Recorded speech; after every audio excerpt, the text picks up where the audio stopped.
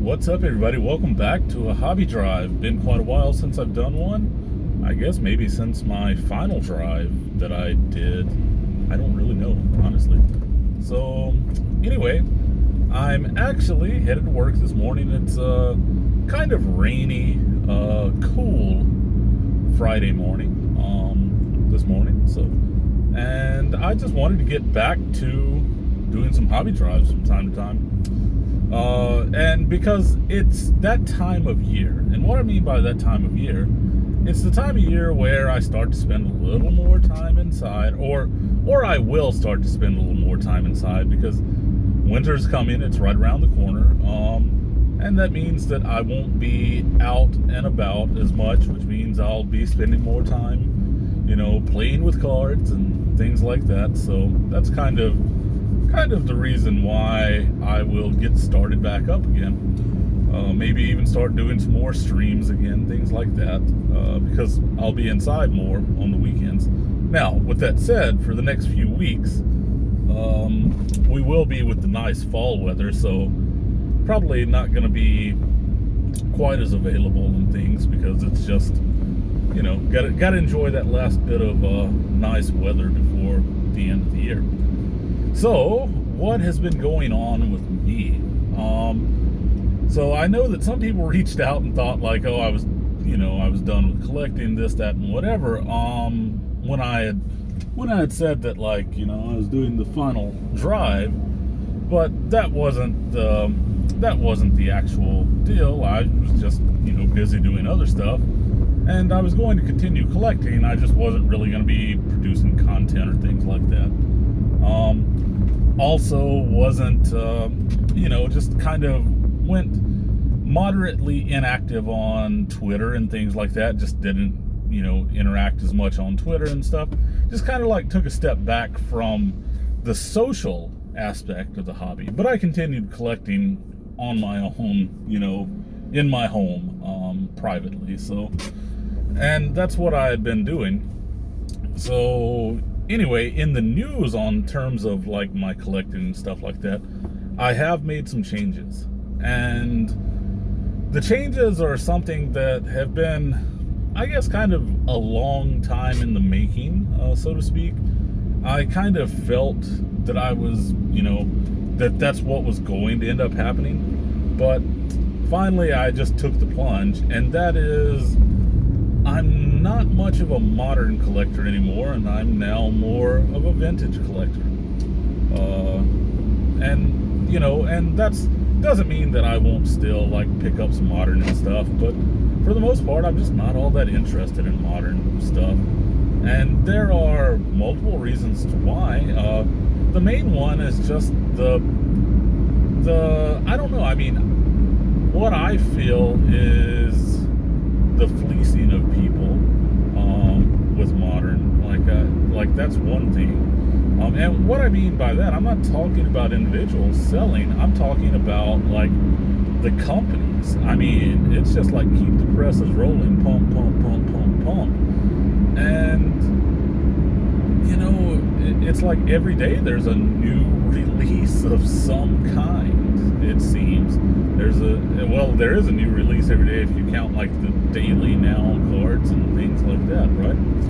And it becomes a hassle to try to keep up with. And so anyway, vintage is printed, it's done, it's out there, it's just hanging around in boxes on shelves and binders, wherever, and it's just more enjoyable these days. So that's the reason why I'm going vintage. And not only am I going vintage, growing up I used to be a set builder, a set collector. When I got back into collecting, I started back as a set builder, set collector, with prices and things going the way that they have. Like when cards started to get over $100 a hobby box regularly, and that was shortly after I started back, because when I started back in collecting the hobby boxes, and when I say hobby, I'm talking about like say Series 1, Top Series 1. Top Series 1 hobby boxes were probably around $60, $70, something like that. the ones where like some of them were like up at around 100, but for the most part you could get it at 100 and under, and I was cool with building sets at that point, like rip and build. And then after that, like stuff just started going up and up and up and up and up and up, and then also at the same time, even at $100 a box, to me it's not worth ripping and building a set like that, especially when you can get the complete sets off the shelf for 50, 60 bucks, right? If you're just wanting a set. Now, I know that there is something about building a set that's different and more fun and all that. Hence the reason why I am now starting to build vintage sets. So that's more what my focus is now. My focus is now vintage set building for the most part. Collecting vintage set building. So what does that mean for like what does that mean? What does that mean that I'm doing right now? Well, so some of you know that I started building the 55 Bowman set back at the start of this year. And I've made quite a bit of progress on it.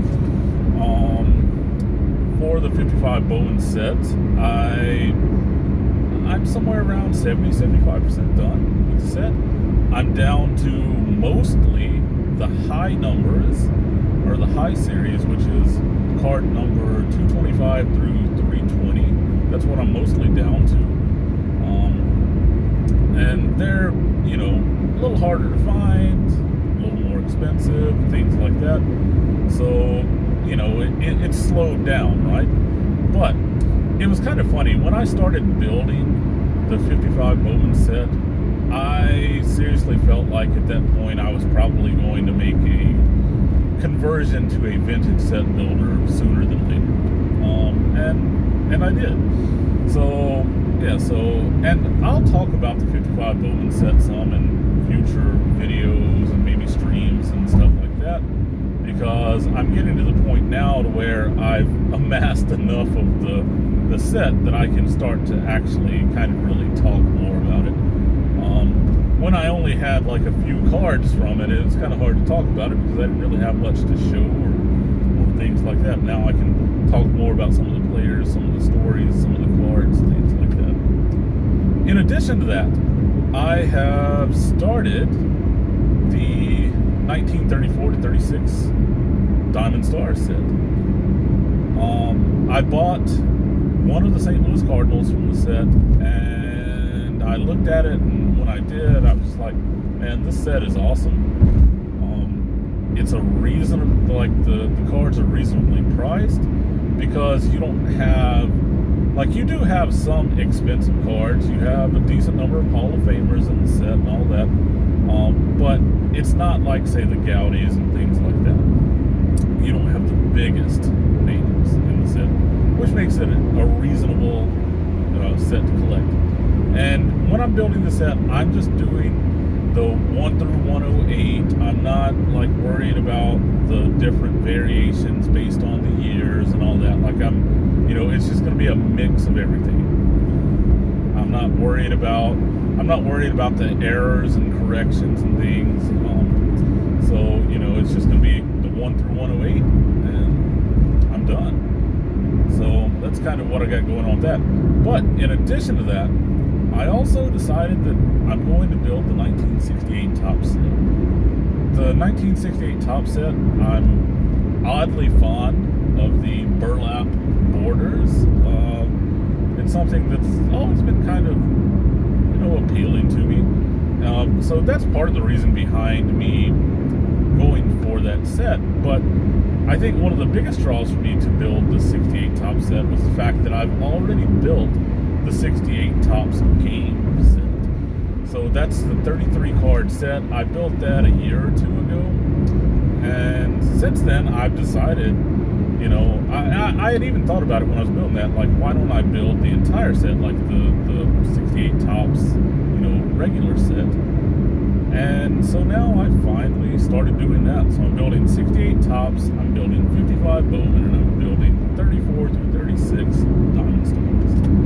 So that kind of shows you the direction that I've headed in. I'm building 3 vintage sets these days. So, anyway, hope you enjoyed it. Good to be back. Thanks for watching and listening. And I'll look forward to making another video sometime in the future. So thanks for watching. Peace.